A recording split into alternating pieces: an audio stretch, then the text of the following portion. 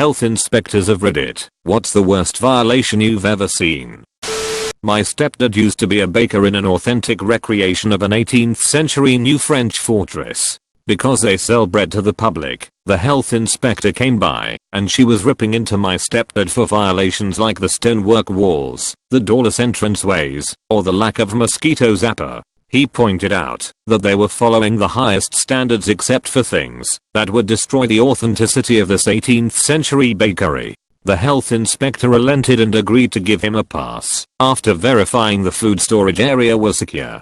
They went to the shed, which was a doorless building attached to the bakery. As the health inspector went in, there happened to be an escaped cow licking all of the loaves. My stepdad could only say, honestly, this never happens. They passed the health inspection. TL. Doctor, health inspector witnesses escaped farm animal licking all the bread in a bakery, passes health inspection anyway. My favorite Chinese restaurant got shut down. My ex-wife worked for the city and I asked her what was the deal. She said the health inspectors found something leaking from the ceiling. They lifted the ceiling tile and shined a flashlight and saw multiple eyes staring back at them. It was chickens. They were raising chickens in the ceiling and chicken shit was dripping in the food that I had been eating at least once a week.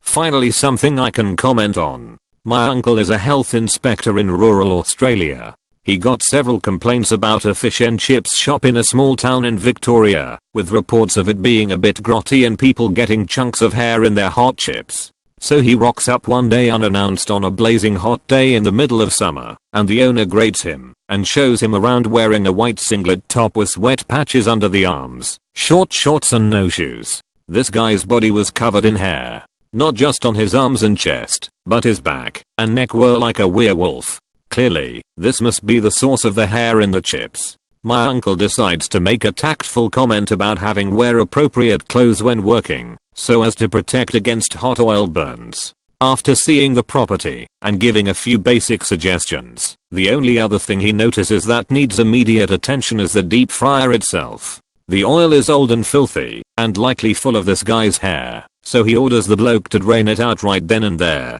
The owner does so, and at the bottom of the oil vat is a dead, deep fried and crispy cat. Totally unfazed, the owner simply said, "Oh, that's where my cat went." Turns out a few months previously the shop was having a rodent problem, so the owner bought in a cat to catch them. He thought the cat escaped overnight and ran away. Nope. Looks like little Fluffy drowned in the deep frying oil, and Mr. Chippy has been frying him up over and over again ever since. The clumps of hair locals were complaining about weren't from the half-man half-wolf owner, but the fur and flesh of a dead cat. My friend was inspecting a restaurant, walked out the back, to find a man stirring a huge pot of curry, with his arm. No spoon or anything, just up to his hairy elbows in curry. My stepmother is the lead health inspector for a decent-sized suburban town. While I have never asked what the worst thing she has witnessed as part of her job was, I do know of one instance that was pretty gross. A truck full of lobsters was traveling down the highway and crashed. The police came, and eventually they towed the truck. As a board of health inspector, my stepmother was consulted to see if any of the lobsters were viable, and she told them no, the load is a total loss, since there were literally lobsters scattered across the highway covered in dirt, sand, etc. Fast forward 24 hours, and one of the restaurants in town ran a special, twin lobsters for $19.99. Apparently the owner of the trucking/towing company knew the restaurant owner pretty well, so they made a deal whereby the restaurant would pay a very discounted price for the road lobsters. The restaurant would turn around and illegally serve the lobsters to unsuspecting customers or sell them out of a truck behind the restaurant. I'm not sure what the repercussions were, but I think they were shut down for like a week. They closed shortly thereafter and now there's a new restaurant there. The towing company lost their contract to tow vehicles/semi-trucks with the town and state. Not a health inspector, but worked in a restaurant where the managers were good friends with one. The coffee/ice cream shop next door was shut down out of nowhere, and we were all shocked because they were pretty busy. Health inspector came in one day and manager asked why it was shut down. Health inspector proceeded to tell my manager that he walked in unannounced early one morning before the shop opened, only to find the owner jerking off behind the counter by the ice cream. When I went to culinary school, one of professors made the statement, if you want to know how clean a restaurant's kitchen is, go to bathroom first, before you are seated. If the bathroom is dirty, there is a good chance the kitchen is in the same condition. Not a health inspector, but someone in my city repainted their floor with non-slip paint and literally painted over a dead rat, sealing it in there. And to top it off, it was in the middle of the kitchen, not under a bench or anything similar.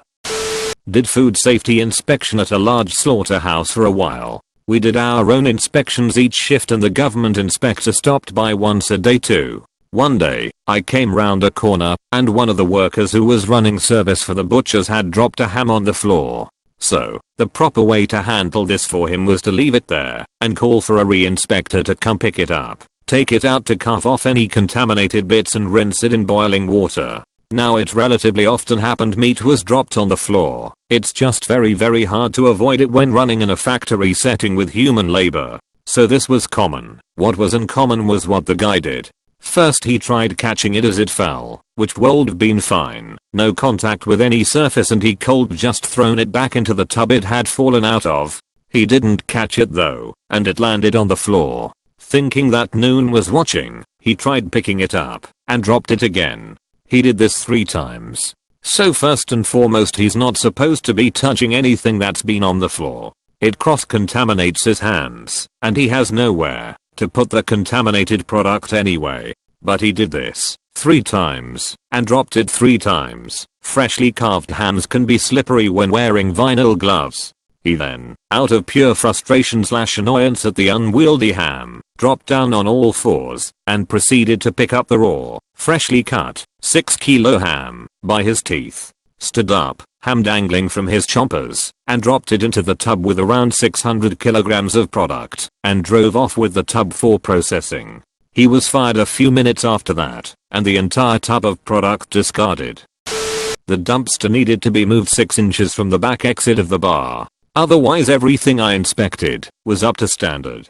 Bartender seemed sweaty all the time. Bathroom stalls could have used a little touch up. Didn't get to spend much time in the basement. I became quite dizzy, for some reason.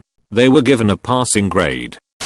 My dad is now retired. Of everything I ever heard, to jump out, he noted the trays at a Chinese restaurant weren't clean or warm. When he asked the employees, they acknowledged the heating element had failed, but that there was still chemical backup.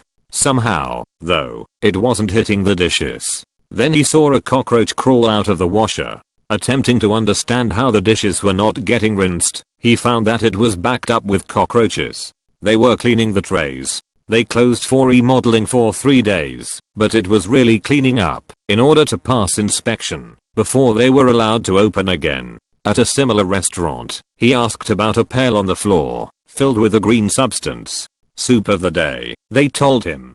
Dad asked what it was, and was told it was scraps. The bucket was never emptied. It turned out the scraps going in roughly equaled the soup going out, which meant that there was stuff in there that had been there for weeks at room temp, on the floor. Dad had them dump it as he looked on. A bonus story was when he caught a guy smoking in a kitchen and exposed the cigarette behind his back with a handshake. Mentioned this one somewhere before on Reddit. Used to have a job working as an inspector for storage tanks at places like dairies and factories. Went to a cheesecake factory once to test a milk storage tank.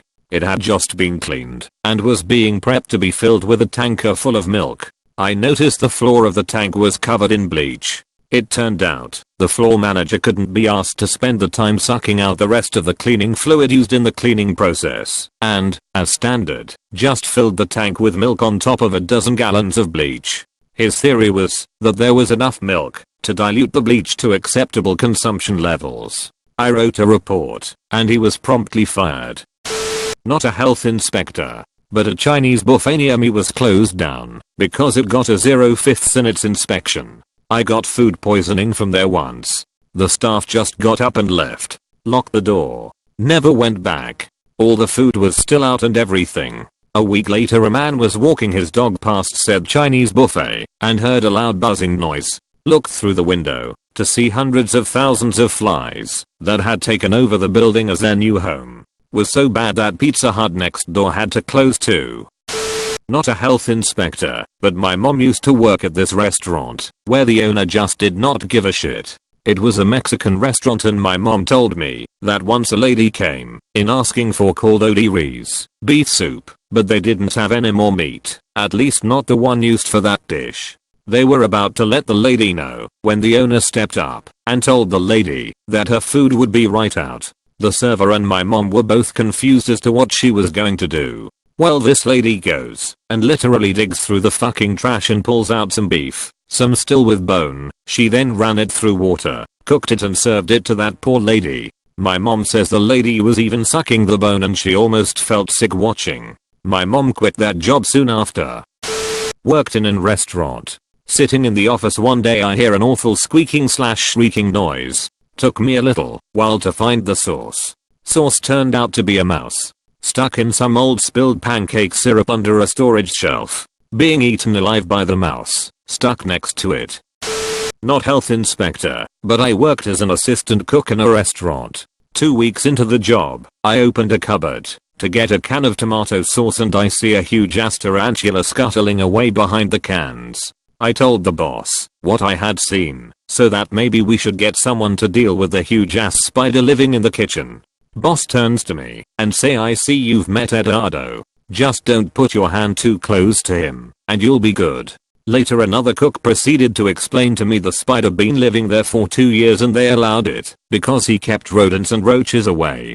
This is a true story. So know this, Reddit. Every time that you think about swatting a spider, remember that there is a possibility that a friendly spider is guarding your favorite restaurant's food against nasty critters. Former inspector here.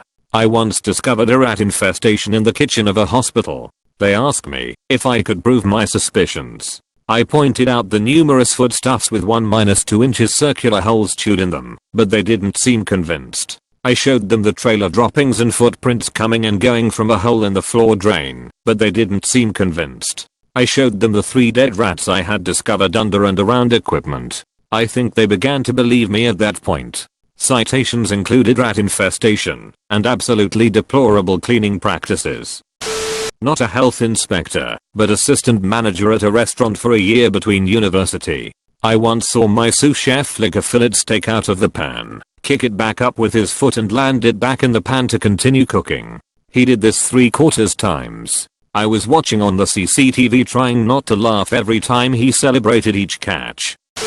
I'm not a health inspector, but I've been waiting tables since I turned 16. Some of the things I've witnessed have really turned me off to going out to eat. The worst thing I can think of right now is when I saw a manager blow his nose into the salad dressing and mix it up. I wish I was lying. I used to manage a well-known sandwich shop. One day, I discovered a huge colony of black stachybotrys mold growing behind one of the walls. I mentioned it to my assistant manager, who told me that everyone knew it was there and that the entire staff assumed that I also knew about it and was just keeping my mouth shut. I reported it to the district manager and the owner that day. They both told me that they knew for a fact that black mold was harmless and that they weren't going to pay $3,000 to tear out the drywall and replace it. I was fired inside of a week. I reported them to the local health department, but by the time the health department got around to doing the inspection, they had already fixed the wall.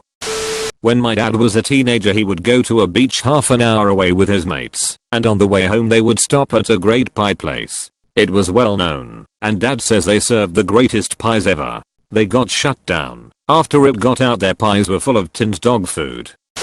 On a plus note, I've been a chef for 17 years and haven't ever seen anything overly gross at a restaurant I've worked at. I've mostly done fine dining and high-end chains though. Although traveling to other countries is a different matter. You may resume eating